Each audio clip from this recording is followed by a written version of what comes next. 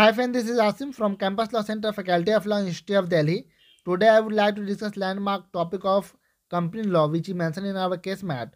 Topic का नाम है बोर्ड ऑफ डायरेक्टर्स। तो चलिए बोर्ड ऑफ डायरेक्टर्स को आसान शब्दों में समझते हैं। देखिए, इंडियन कंपनी एक्ट के सेक्शन 2 क्लॉज 13 में डायरेक्टर को डिफाइन किया गया है as any person occupying the position of director by whatever name called. यानी कि कोई भी पर्सन जो डायरेक्टर के पोजीशन को ऑक्युपाई करता है उसे कंपनी का डायरेक्टर कहा जाएगा। The important factor to determine whether a person is or not a director is to refer to the nature of the office and its duty. अगर इम्पोर्टेंट फैक्टर जो ये डिसाइड करे कि कोई पर्सन डायरेक्टर है या नहीं है, वो इस चीज़ पर डिपेंड करता है कि ऑफिस का नेचर कैसा है और साथ ही साथ उस पर्सन की ड्यूटी कैसी है। A person who is duly appointed by the company to control its business and authorized by the articles to contract in the company's name on its behalf, he functions as a director.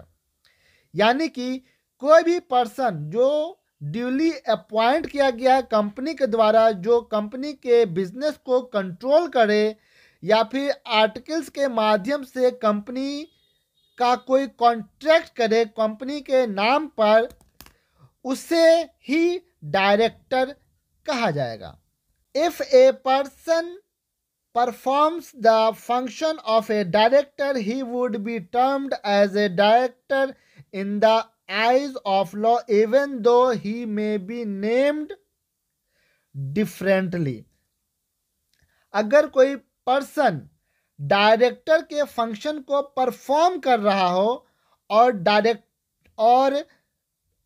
Eyes of law यानी कि कानून के नज़र में director के रूप में काम कर रहा हो, तो उससे डायरेक्टर ही माना जाएगा, भले ही उस कंपनी में उसे किसी और नाम से क्यों ना बुलाया जाता हो। अब हम आते हैं अपॉइंटमेंट ऑफ डायरेक्टर पर। इंडियन कंपनी एक्ट 2013 का सेक्शन 149 यानी कि 149 जो है वो अपॉइंटमेंट ऑफ डायरेक्टर की बात करता है। तो ध्यान रखिएगा, only an individual can be appointed as a director, यानी कि किसी भी इंडिविजुअल को ही डायरेक्टर के रूप में अपॉइंट किया जा सकता है। Further, no company is to appoint any individual as director unless he has been allotted a director identification number। यानी कि कोई भी कंपनी जो है किसी भी इंडिविजुअल को डायरेक्टर तब तक अपॉइंट नहीं कर सकती जब तक उसके पास डायरेक्टर आइडेंटिफिकेशन नंबर ना हो। तो अब आगे देखते हैं कि डायरेक्टर से रिलेटेड कौन कौन से इंपॉर्टेंट फैक्ट्स हैं। पहला है, every public company shall have at least 3 directors। यानी कि जितने भी पब्लिक कंपनी है उसमें कम से कम 3 डायरेक्टर्स होंगे। दूसरा है, every private company shall have at least 2 directors।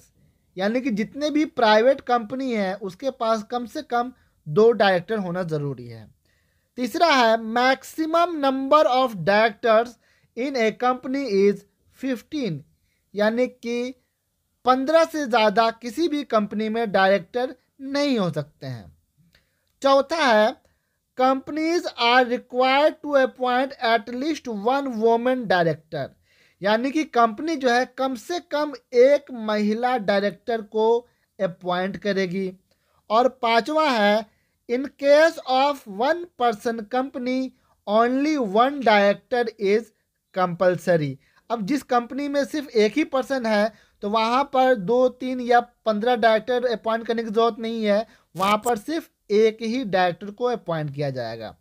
तो बोर्ड ऑफ डायरेक्टर से रिलेटेड यही सब फैक्ट्स हैं। आई होप कि आपको ये वीडियो इन्फॉर्मेटिव लगी होगी। अगर वीडियो पसंद आया तो प्लीज़ वीडियो को लाइक करें, शेयर करें। हमारे चैनल से जुड़े रहने के लिए हमारे चैनल को सब्सक्राइब करें। और अगर आपको इस टॉपिक का PDF चाहिए तो व्हाट्सएप नंबर कमेंट बॉक्स में दिया गया है, मैसेज करके आप पीडीएफ ले सकते हैं। Thank you so much.